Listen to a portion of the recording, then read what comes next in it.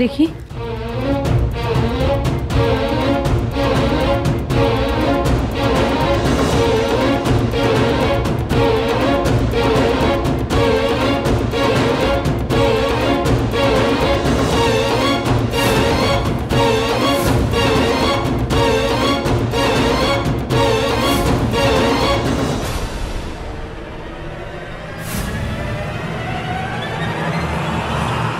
কি লিস্টে আমার নাম নেই কেন?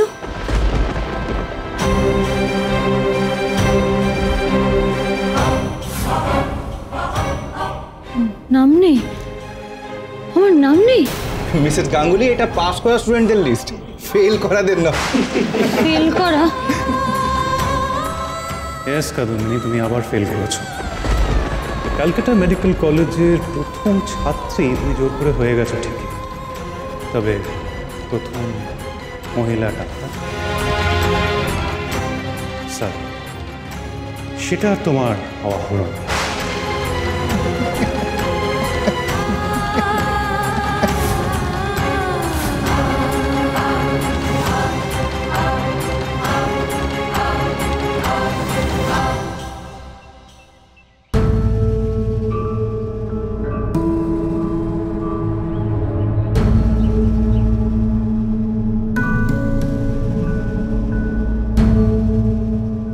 তোমার ডাক্তার হওয়া হলো না।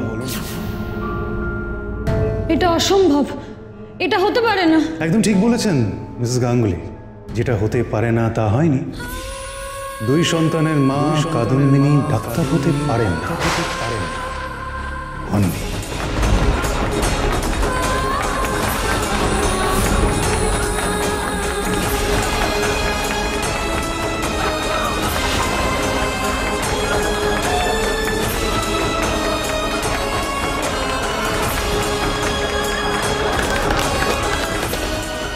আচ্ছা, আমাদের আবার একটা মেডিকেল ক্যাম্প আছে না? হ্যাঁ তাই তো, যেখানে শুধু পাশ করা ডাক্তাররাই যাবে। হ্যাঁ, এবারে মেডিকেল ক্যাম্পে তো কোনো মহিলা ডাক্তার থাকছে না, তাই তো? কিভাবে থাকবেন? যিনি প্রথম মহিলা ডাক্তার হওয়ার স্বপ্ন দেখেছিলেন, চেষ্টা করেছিলেন, কিন্তু তাও ফেল করেছেন। আরে যে মহিলারা মেডিকেল ক্যাম্পে আসবে মহিলা ডাক্তারকে দেখাতে, তাদের যে কি হবে।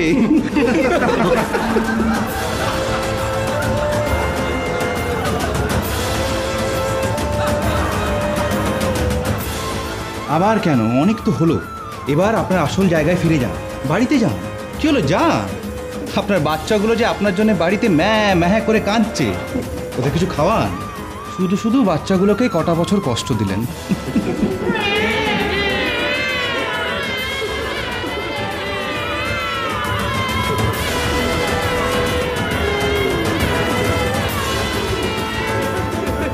শুনছেন, আমার স্ত্রী সন্তান সম্ভবা আসবেন নাকি? আসলে আমি একজন ওই এডুকেটেড ধাইমা খুঁজছিলাম। বোঝেনি তো, আমি একজন পাস করা ডাক্তার। ম্যাডাম, বিনা পয়সায় একটা পরামর্শ দিতে চাই। আপনি তো সেবাই করতে চান, তো সেটার আরো পথ রয়েছে। আপনি নার্সিং ট্রেনিংটা করুন, দেখুন যদি পাস করতে পারেন।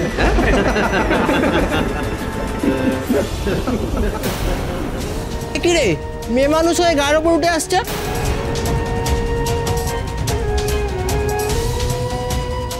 কাদম্বিনী, বৃদ্ধস্ব তরুণী ভার্যা হয়ে সারা জীবনটা কাটিয়ে আর মনে মনে ভেবো কি ভুল করেছি, আর সেই ভুলের কথা ভেবে আফসোস করো।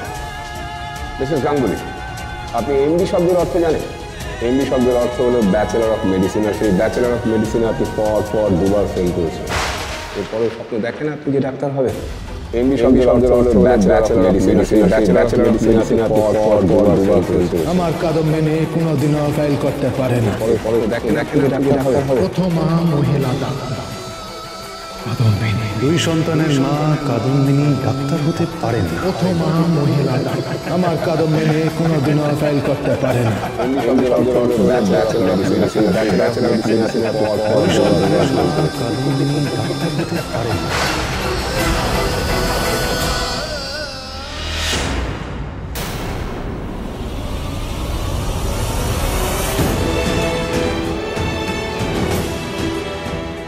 আপনি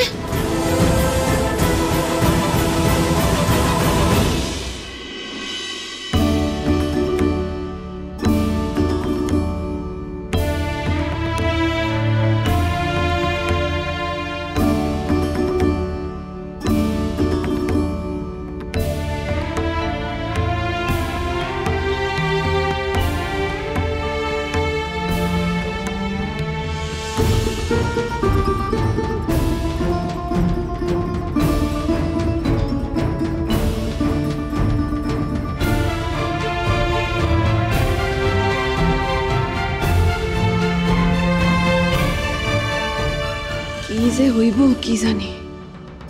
বড় মা তো নেই, কোথায় গেলেন জানি না। মন্দিরে যাননি তো? গেলেই ভালো। ছোট বউ বাসায় ফেরার আগে মা যেন এখানে না থাকে। কেন মনি, মা না থাকলে ভালো কষ কেন? এইটা আবার তুমি জিগাইতেছ? মায়ে আজ হাসা যদি ছোট বউরে দেখে ওরে কথা শোনাইতে ছাড়বো? এসব কেন ভাবছেন মনি পিসি? ঠাকুমা ছোট মাকে কোনো কটু কথা বলবেন না, বলতে পারেন না। তাই যেন হয় বাবা। একখান কথা কি জানো, মায়ে যখন তারে ডাক্তারি পড়ানোর অনুমতি দিছিল, বুকে পাথর চাপা দিয়া সংসারের সমস্ত সংস্কার ভাইঙ্গা, নিয়ম কানুন ভাইঙ্গা একখান কথা কইছিল, এমন কোনো কাম কইরো না ছোট বউ যাতে এই সংসারের মুখে সুনকালি মাখা যায়। আর ওই বউ দিল তো তোমাদের মায়ের মুখে একেবারে কালি লেপে। আর শুধু তোমাদের মা কেন, তোমাদেরও তো এখন সমাজে বেরোনো দায়। সেই কারণে আবার বাড়িতে শোকের ছায়া। বাবা, বউ ডাক্তারি ফেল করেছে না বাড়িতে কেউ মরেছে বোঝার জোটুকু নেই গো। আমাদের বাড়িতে শোক হোক বা মাতন হোক, তাতে আপনার কি মুখ হচ্ছে দিদি? হ্যাঁ, ও তাই বুঝি? তা বাড়ি বয়ে খবরটা এনে দিল কে? সে তো আমার কর্তাই। বাবা, কলেজ পাড়ায় সে কি রঙ্গ কথা। সবাই বলছে আরশোলা হলো পক্ষী আর মেয়ে মানুষ হলো ডাক্তার। কে বলেছিল জ্যাঠামশাইকে খবরটা আনতে? ওই শৈল জেঠি। বিনিমা যখন স্কলারশিপ পেয়েছিল তখন জ্যাঠামশাই ছুটেছিলেন খবরটা আনার জন্য। জাননি? কে? হ্যাঁ, কে এত জ্যাঠামো করে কথা বলছে জ্যাঠামশাইয়ের নাম ধরে? হ্যাঁ, কার এত গলার স্বর বেরোচ্ছে? ওই যে গো, ওই যে সতীশ। ও তুই? হ্যাঁ, আধা ছেলে দেড়া কথা, নাক টিপলে তো এখনো দুধ বেরোয়। আর আপনি মুখ খুললে শুধু খারাপ কথাই বেরোয়, তাই না? মুখুজ্জেমশাই, একটা কথা বলি আমি, নিজের কথায় নিজের সম্ভ্রমটুকু একটু রাখুন না, না হলে বাড়ির ছোটরা যে আপনার থেকে বড় কিছু শিখবে না। এই রাখো রাখো, শোনে রাখো। হ্যাঁ, আমি খারাপ কথা বলছি না, আমার মুখ দিয়ে সত্যি কথাই বেরোয়, আর সত্যি কথা তো কটু হবেই। হ্যাঁ, কিন্তু উনি যিনি চিরকাল বড় বড় কথা বলে গেলেন, তিনি কোথায়? গাঙ্গুলি মশাই। হ্যাঁ, তিনি তো ওই চিরকাল গলাবাজি করে নিজের বউয়ের ডাক্তারি পড়া নিয়ে লেকচার দিয়ে গেলেন।